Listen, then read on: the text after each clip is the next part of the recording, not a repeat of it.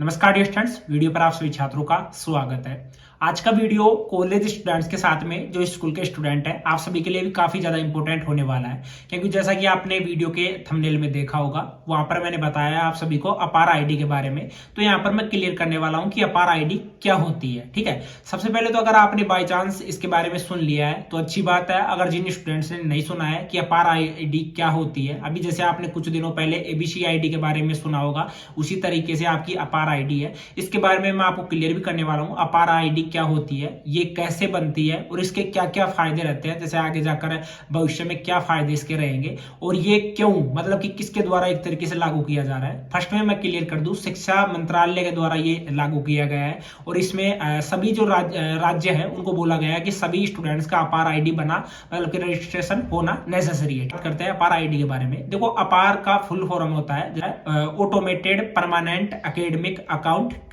Ministry. ठीक है, अब ये जो अपार आईडी है, ये देखो वैसे तो आपका जिस तरीके से आपका आधार कार्ड होता है उसमें 12 डिजिट होते हैं, उसी तरीके से ये आपकी अपार आईडी बनेगी।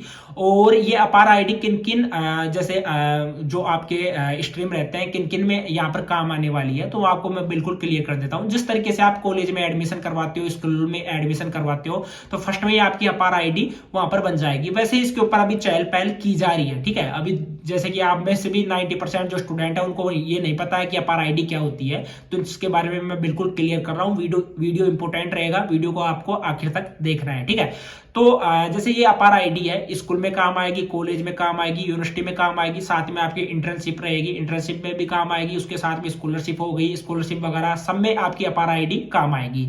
अब देखो इसका महत्व क्या है अपार आईडी का। जिस तरीके से देखो, मैं फॉर एग्जांपल के लिए आपको समझाता हूं। जैसे कि आपका कोई फोटो हो गया और आपने फोटो को लॉन्ग टाइम के लिए सेव करने के लिए आपने उसको गूगल फोटोज पर जाकर उसको आपने अपलोड कर दिया।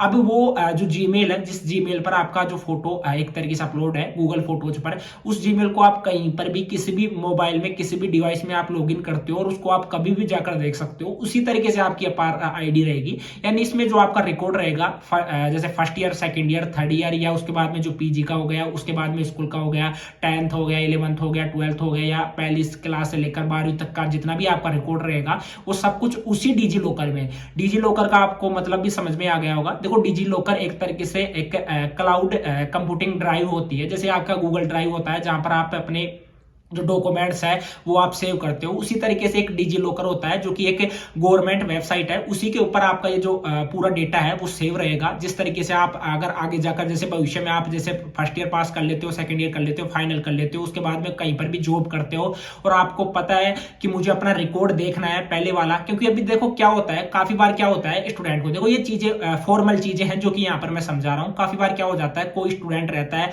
कहीं पर भी अपना जो कंपटीशन एग्जाम देने गया या कोई भर्ती देखने गया, तो बाई चांस वो अपने डॉक्यूमेंट्स वगैरह है वो कहीं पर भूल जाता है, बाई चांस वो खो जाते हैं, तो उसको फिर से दोबारा से बोर्ड में जाना होता है, अपनी 10th 12th की मार्कशीट दोबारा से बनवानी पड़ती है, तो उसमें काफी ज्यादा दिक्कत आती है। तो अगर आपका ये अपार आईडी रहेगा तो इससे जो आपका पूरा रिकॉर्ड रहेगा, क्योंकि वहां पर आपके रजिस्ट्रेशन नंबर रहेंगे, आपके मोबाइल नंबर से सब कुछ रजिस्ट्रेशन रहेगा। ठीक है, वो डालने के बाद में आपका पूरा रिकॉर्ड आ जाएगा, तो इन चीजों में बाकी आपका किसी भी प्रकार से कोई भी दिक्कत नहीं होगा। ठीक है, उसी के बाद में आप ई पेपर क्लियरली देख सकते हो। अभी देखो टोटल आपके 30 करोड़ के तकरीबन यहाँ पर स्टूडेंट है पूरे भारतवर्ष में। उसके बाद में यहाँ पर 4 करोड़ उच्च शिक्षा वाले स्टूडेंट है।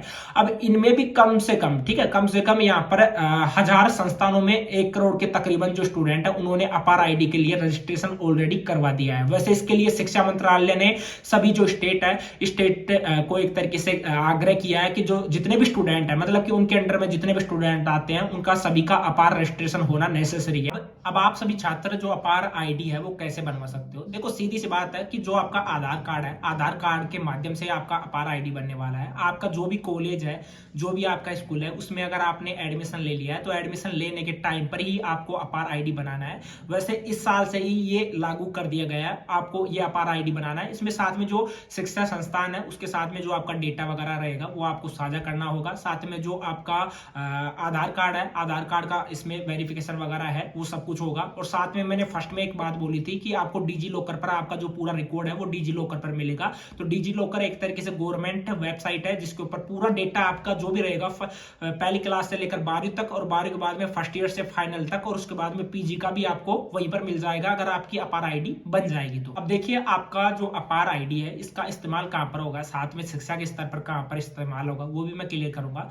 तो इसका जो इस्तेमाल है, जैसे कि आप मान लीजिए आप कोई जॉब के लिए जा रहे हो, किसी भी कंपनी में जा रहे हो, आप एक तरीके से अपना जो सीवी बनवाते हो, साथ में आप अपना जो रिज्यूम वगैरह बनवाते हो, तो रिज्यूम बनवाने के बाद में जो भी आपकी डिटेल वगैरह है वो उसमें आप एक तरीके से मेंशन कर देते हो। तो उसी तरीके से वहां पर आपका जो अपार नंबर है वहां पर मांग लिया जाएगा, जो भी रिकॉर्ड वगैरह रहेगा वो वहां पर देख लिया जाएगा, जो भी आपकी परसेंटेज वगैरह रहती है, आपका जो परफॉर्मेंस रहा है, कॉलेज में रहा है, स्कूल में रहा है, क्या कुछ रहा है, सब कुछ वहां पर आपका देख लिया जाता है। तो एक तरीके से अपार आईडी वहां पर काम आएगी। शिक्षा के स्तर पर आपकी जैसे रेल में हो गई, साथ में बस से कंस्ट्रक्शन हो गया, वहां पर आपकी अपार आईडी है, वो नंबर के आधार पर उनका वहां पर एक तरीके से यूज है वो आपका हो सकता है। सभी छात्रों को मैं क्लियर करने वाला हूं कि अपार आईडी एक तरीके से जरूरी क्यों है। देखो विभिन्न संस्था होती है जिनके पास में एक तरीके से रिकॉर्ड वगैरह रहता है। तो देखिए रिकॉर्ड सभी के पास में रहता है, लेकिन वो एक सीधे से फॉर्मेटिक में नहीं रहता है। जिस तरीके से आप अपने कॉलेज में जाते हो, जैसे 4 साल 5 साल बाद में आप कॉलेज में जाते हो और आप बोलते हो वहां पर कि मुझे अपनी डिग्री चाहिए, तो वहां पर उनको काफी ज्यादा कुछ ढूंढना पड़ता है, रिकॉर्ड वगैरह देखना पड़ता है। लेकिन यहाँ पर आप अपार आईडी बना लोगे क्योंकि जो पूरा डिटेल रहेगा, पूरा जो रिकॉर्ड रहेगा वो सब कुछ ऑनलाइन रहेगा, तो उसको ढूंढने में ज्यादा दिक्कत नहीं आएगी। और वहां पर एक तरीके से देखो काफियों के पास में एक तरीके से डेटा प्रॉपर रूप से फॉर्मेट में भी रहता है, लेकिन उन चीजों में काफी विसंगति देखने को मिलती है, एरर देखने को मिलती है, गलती देखने को मिलती है।